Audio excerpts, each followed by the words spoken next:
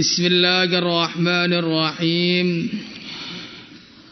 Wa 'anil Nu'man bin Bashir radhiyallahu ta'ala anhuma qala Rasulullah sallallahu alaihi wasallam masalul mujahidi fi sabilillah. Perumpamaan orang yang berjuang di jalan Allah, kamasalis shaim naharahu, seperti orang yang berpuasa pada siang harinya, al-qaimi lailahu, yang tahajud pada malam harinya, hatta yarji'a, sehingga si mujahid pulang, mata yarji', kapan saja dia pulang. Rawahu Ahmad wa rijalu isnadihi rijalun sahih. Wa an Mu'adz bin Anas radhiyallahu anhu 'anil nabi sallallahu alaihi wasallam anna imra'atahu, bahwasanya istrinya Mu'adz mendatangi, anna imra'atahu, sungguhnya istrinya Mu'adz, atathu, telah mendatangi Nabi. Faqalat, maka istrinya mengatakan, ya Rasulullah sallallahu alaihi wasallam, in talaqa, telah berangkat, zauji, suamiku, ghazian, berjuang, wa kuntu, dan adanya aku, aqtadi, aku mengikuti, bi salatihi, dengan salatnya, idza shalla, ketika dia salat, wa fi'lihi, dan dengan perbuatan baiknya, kullihi, semuanya. Fa akhbirni, maka beritahukanlah kepada aku, bi amalin, dengan satu amal, yuballighuni, yang menyampaikan aku, amalu, amal perjuangan dia, hatta yarji'a, sehingga dia pulang.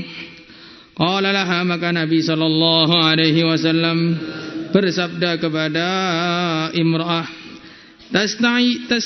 tastati'ina, apakah engkau mampu, angtakumi, untuk kamu salat malam, wala taqudi, dan tidak ada duduk semalam suntuk, watasumi, dan kamu puasa terus, wala tuftiri, dan kamu tidak berbuka. Maksudnya puasa terus, tidak ada hari-hari yang tidak ada puasanya. Maksudnya wala tuftiri bukan tidak berbuka di sore hari, tapi wala tuftiri maksudnya tidak ada hari yang tidak puasa kecuali hari-hari yang diharamkan puasa. Wa tadhkurillaha ta'ala, dan engkau berzikir kepada Allah Ta'ala, wala tafturi, dan tidak ada malas dalam berzikir, hatta yarji'a, sehingga dia kembali. Qalat, maka istrinya mengatakan, ma utiku hadza, aku tidak mampu untuk mengerjakan ini, ya Rasulullah sallallahu alaihi wasallam. Qala, Nabi bersabda, walladzi nafsi biyadihi, demi zat yang jiwaku ada dalam kekuasaannya, lau tuktina, apa tulisannya? Tuwiktinihi. Ini salah, ini cetakan sini. Lau tuwiktinihi, kalau engkau diberi kekuatan oleh Allah untuk mampu. Lau tuwiktinihi, kalau engkau diberi oleh Allah kemampuan untuk mengerjakan itu, kalau engkau dikuatkan untuk mengerjakan itu, ma balagti al-usyura min amalihi, maka engkau tidak mencapai 1/10 dari amalan perjuangannya. Rawahu Ahmad min tariqi Risdin wa huwa thiqatun, wa hadisnya Risdin hasanun, adalah baik, fir raqaiqi, di dalam perkara-perkara yang melembutkan hati, wal mutaba'at, dan sebagai penguat. Risdin hadisnya kuat, khusus dalam fadilah dan hadis-hadis yang menguatkan, bukan hadis yang dijadikan hujjah. Al-usyur maknanya unsur jam'u ashrin, 1/10.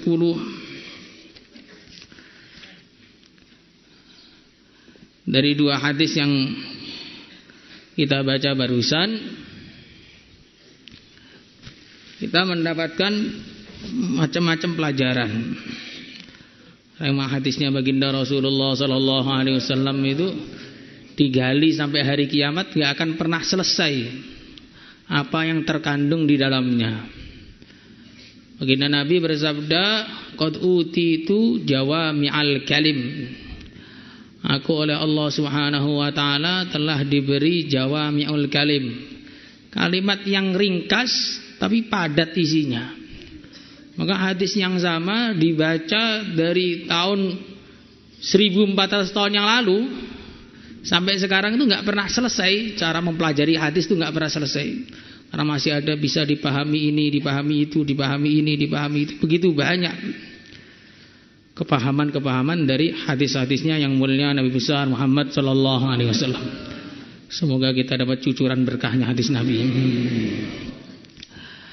Yang pertama, dari hadis ini kita bisa mengetahui pahalanya amalan berjuang. Amalan berjuang itu termasuk amalan yang sangat-sangat besar. Ibaratnya, kata guru kita dulu, amalan perjuangan itu seperti sumber yang dari amalan namanya perjuangan ini muncullah seluruh amalan yang ada di dunia.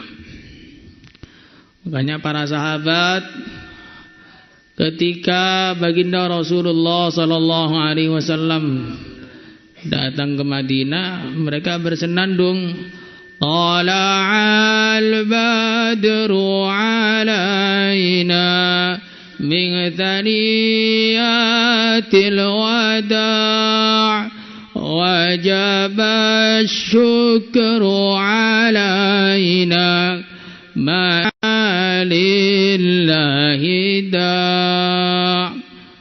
Wajib syukur atas kami selagi masih ada orang dakwah. Itulah pemahamannya orang yang paling takwa di kalangan umat ini, para walinya umat ini, para ulamanya umat ini, orang yang paling soleh di kalangan umat ini, masyarakat terbaik di kalangan umat ini. Pemahamannya wajib syukur selagi masih ada orang dakwah. Kenapa kok enggak wajib syukur selagi ada orang sholat, atau wajib syukur selagi ada orang ngaji, atau wajib syukur selagi orang amal ini amal itu? Bukankah amal-amal itu juga penting? Bukan juga penting, sangat penting.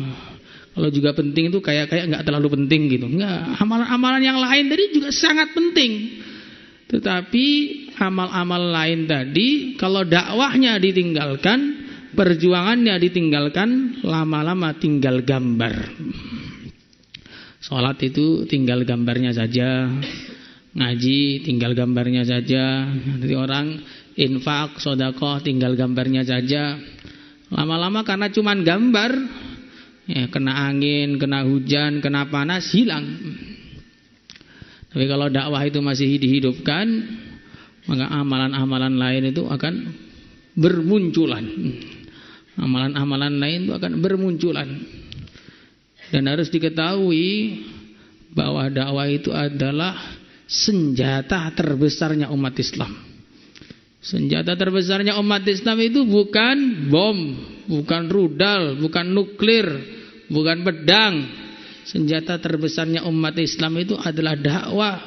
Karena Allah berfirman, "In tanzurullah yansurkum." Kalau kalian menolong agama Allah, berdakwah, berjuang, Allah akan menolong kita. Nah, kalau sudah ditolong oleh Allah, walaupun gak punya apa-apa, ya menang saja. Kalau sudah tidak ditolong oleh Allah, walaupun punya segalanya, akan kalah dan hina pada akhirnya. Maka amalan perjuangan ini harus kita rawat, harus kita jaga, harus kita jadikan jalan hidup kita. Semuanya insyaallah. Apalagi sekarang Allah Subhanahu wa taala sudah mempermudah lagi ini. Nah, sudah mempermudah lagi, orang itu sudah ada kesempatan lagi untuk keluar. Nanti kalau kalian diberi kesempatan oleh Allah keluar, keluarlah yang sungguh-sungguh, insyaallah. Nah, ini hafid-hafid Quran nih kalau keluar, nanti membawa cahaya Quran di seluruh Indonesia.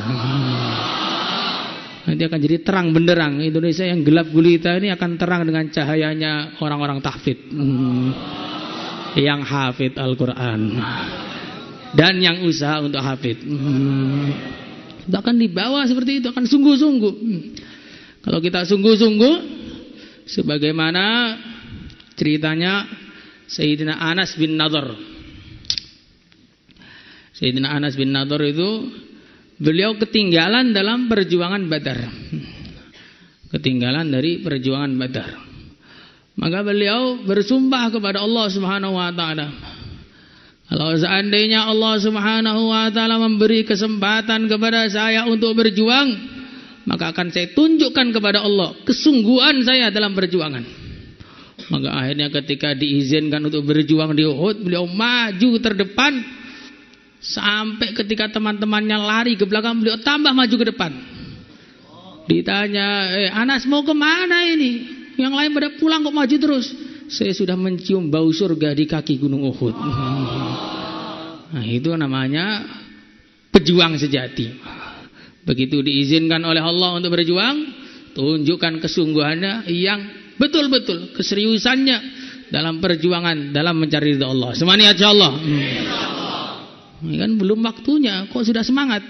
Kalau belum waktunya sudah semangat, apalagi kalau sudah waktunya. Yang pertama, amalan perjuangan itu sangat penting.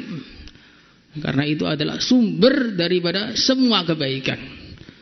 Kalau Nabi dulu setelah dapat wahyu risalah, diam saja di rumah, tidak mau berdakwah, tidak menyampaikan risalah nubuwah, maka tentu kita sekarang bukan duduk di masjid pusat, kita sekarang di depan pohon beringin, kita sekarang di depan batu, kita sekarang di depan sapi, sapinya disembah, kotorannya pun disembah sekalian.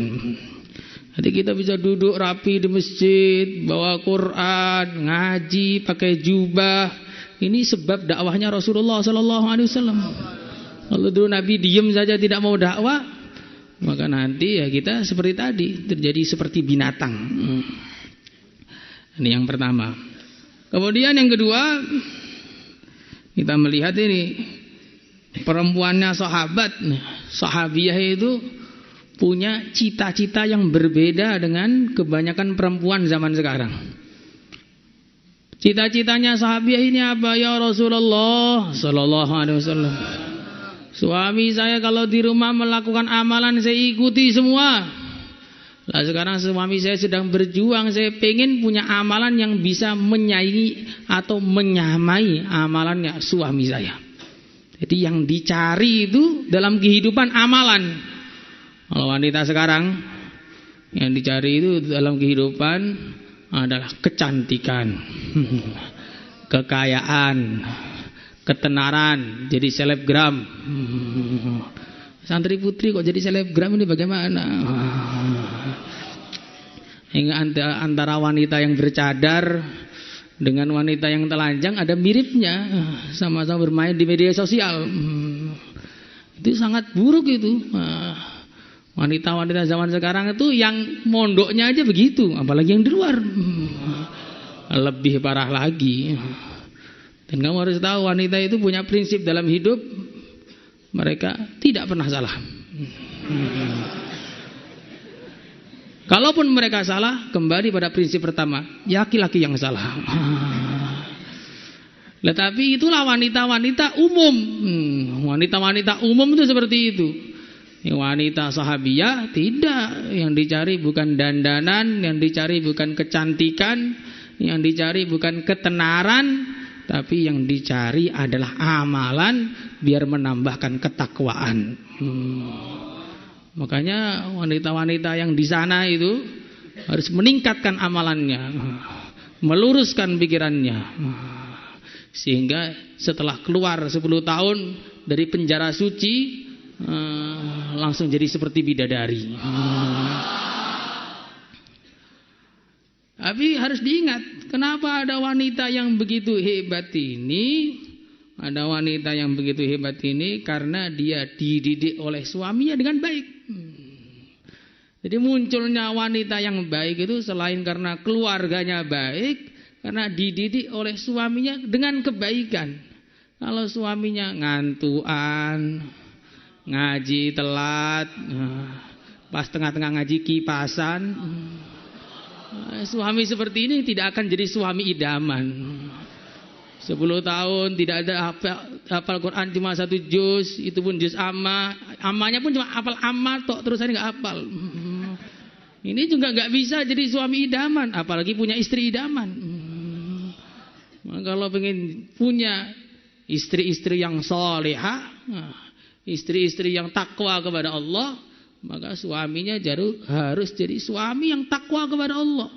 Al-khabithatu lil-khabithin wal-khabithuna lil-khabisat wat-tayyibatu lit-tayyibin wat-tayyibuna lit-tayyibat. Jadi memang orang itu akan mendapatkan sesuai dengan apa yang dia lakukan, apa yang dia amalkan. Kalau suaminya itu suami nakal, ya akan dapat istri yang nakal. Suaminya tidak ghaddul basar, istrinya ya jelalatan. Makanya kalau kita ini ingin mendapatkan istri yang baik, yang solihah, yang mana istri solihah itu sangat-sangat jarang. Dikatakan dalam hadis, al-mar'atus solihah, wanita yang soleh itu seperti burung gagak yang sayapnya putih. Di dunia itu hanya ada beberapa saja. Karena kebanyakan wanita itu akhlaknya sangat buruk sekali. Saking buruknya akhlaknya, jadilah mereka kebanyakan ahli neraka. Dan itu nas hadis itu. Faida aktsara ahliha an-nisa. Kebanyakan ahli neraka itu adalah wanita. Kenapa? Karena akhlaknya itu buruk. Dibaiki terus, salah sekali, kamu kok nggak pernah baik sama aku. Maka kalau ketemu yang seperti itu akan meningkatkan iman. Shadaqa Rasulullah. Betul Nabi itu, ya beginilah wanita itu, pantas kalau masuk neraka. Gimana? Biar mendapatkan sama-sama kebaikan. Maka wanitanya yang harus dijaga amalannya, suaminya pun dijaga amalannya. Di pondok itu jangan keluar-keluar. Di pondok itu jangan ngantuan. Di pondok itu yang serius, jangan banyak ngobrol sana kemari. Hingga keluar dari penjara suci pusat, langsung jadi al-alim al-allamah.